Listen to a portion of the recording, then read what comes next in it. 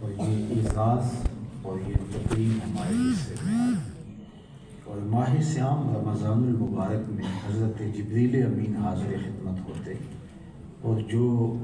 قرآن مجید نازل ہو چکا ہوتا اللہ کے محبوب کے ساتھ اس کا دور حضرت جبریل کرتے ہیں۔ آج حفاظ دور کرتے ہیں۔ آج ہم نے سنا اور اس کی مختصر خلاصے کی صورت آپ کے سامنے رکھنے کی آرزو ہے، اور یہ آپ کی دعاؤں سے،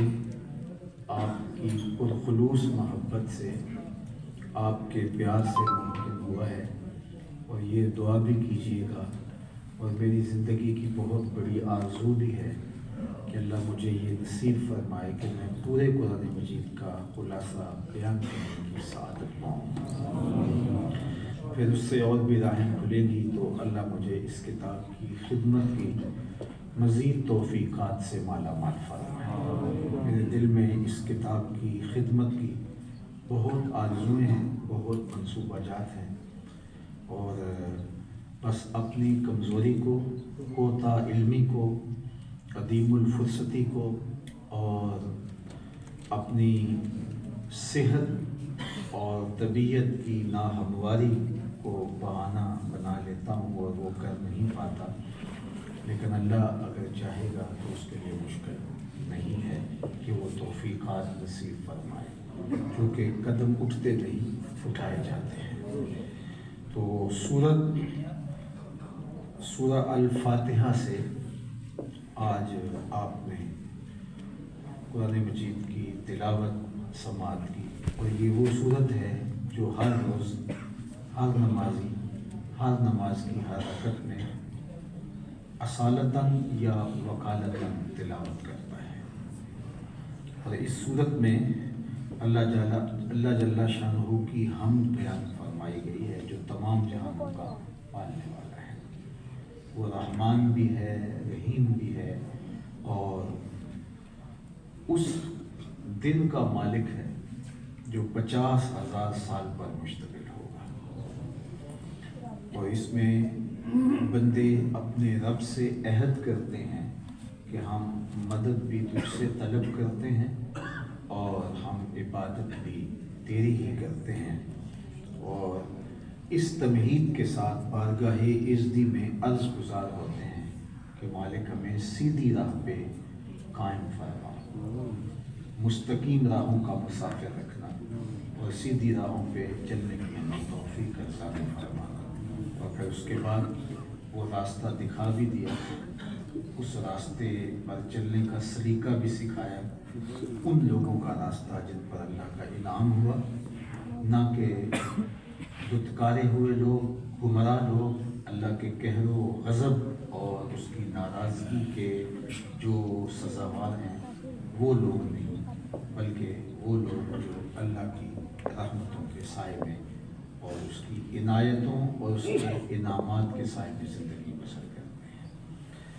اس صورت کے عنوان کو اگر پھیلایا جائے تو اس کے لیے ایک طویل وقت درکار ہے، لیکن چونکہ خلاصہ ہے اور خلاصہ بھی حق ادا نہیں کر پائے گا، پھر سورہ البقرہ سے آج کی تلاوت کا آغاز ہوا، اور یہ قرآن مجید کی حجم کے اعتبار سے سب سے بڑی صورت ہے، جو 40 رکوعات پر مشتمل ہے۔ مدینہ المنورہ میں حضور کے قلب اطہر پہ نازل ہوئی، اور اس صورت میں کتاب رحمت قرآن مجید کے لاریب ہونے کو بیان فرمایا گیا، اور اس کتاب کو سراپا ہدایت ہونا ذکر فرمایا گیا، اور پھر اس کتاب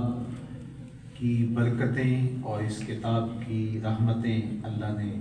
ہمیں نصیب فرمائی ہیں، اور یہ سراسر ہدایت ہے متقیوں کے لیے، اگرچہ یہ ہدی للناس بھی ہے،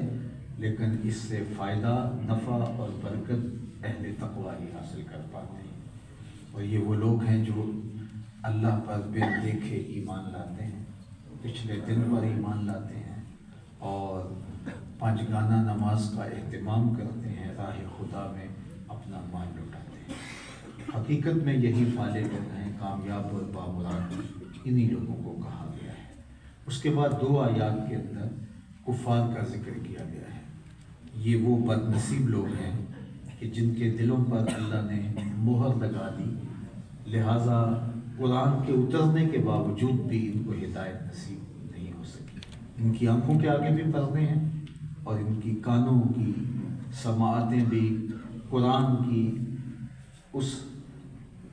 کی ان تعلیمات کو قبول اور ان کو حاصل کرنے سے معروم ہے، اور یہ بڑی بدبختی ہوتی ہے۔ پھر مسلسل 13 آیات کے اندر اس کے بعد اللہ تعالیٰ نے منافقین کا ذکر کیا۔ منافقین کا ذکر اتنا طویل کیوں کیا؟ اس لیے کہ منافق کافر سے بھی بدتر ہوتا ہے، اس کی اچھی طرح سے پہچان ہو جائے، اس کی اچھی طرح سے معرفت حاصل کر لی جائے، اور اس لیے بھی کہ ہم اپنے اندر بھی اتر کر کے دیکھ لیں کہ ہمارے اندر کوئی ایسی روش پیدا تو نہیں ہو رہی، کوئی ایسی خصلت اور کوئی ایسی عادت تو پیدا نہیں ہو رہی تاکہ اپنے دامن کو نفاق سے محفوظ فرما لیں۔ یہ وہ لوگ ہیں جو اپنی زبان سے کہتے ہیں کہ ہم مسلمان ہیں، لیکن حقیقت میں وہ مسلمان نہیں ہیں، اور اپنے شر و فساد کو اور اپنی کرتوتوں کو، اپنے نامناسب کاموں کو وہ اصلاح کا نام دیتے ہیں، جبکہ وہ اصلاح نہیں ہے بلکہ وہ سراسر فساد ہے۔ فساد کو اصلاح کہنے سے وہ اصلاح ہو نہیں جاتی۔ تو منافقین کا یہ طریقہ رہا۔ پھر منافقین کی مختلف قسمیں بیان فرمائی گئی ہیں کہ ایک وہ ہیں کہ جو چند قدم چلتے ہیں، ہدایت دیکھتے ہیں، ان کے دل میں آتا ہے لیکن پھر دوبارہ اندھیرا چھا جاتا ہے، اور ایک وہ بد نصیب ہیں جن کے دلوں پر، جن کے کانوں پر اور جن کی سوچوں پر، جن کے خیالوں پر ہر طرح سے وہ کچھ سجائی نہیں دیتا، اور وہ اس نفاق کے اندر ہی اپنی زندگی کی